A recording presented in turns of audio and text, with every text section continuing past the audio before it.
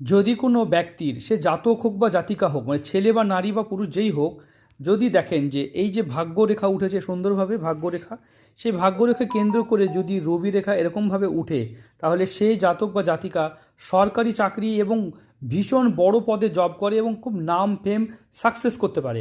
তার সঙ্গে যদি বিজনেস রেখা থাকে তাহলে তারা সেটা কিন্তু বিজনেসকেও রিপ্রেজেন্ট করে, মানে সে একসাথে কিন্তু একটা ভালো নামী ব্যক্তি, একটা ভালো চাকরির ব্যক্তি এবং একাধিক ব্যবসার মালিক এবং প্রচুর সম্পত্তির মালিকও তিনি হয়ে থাকেন।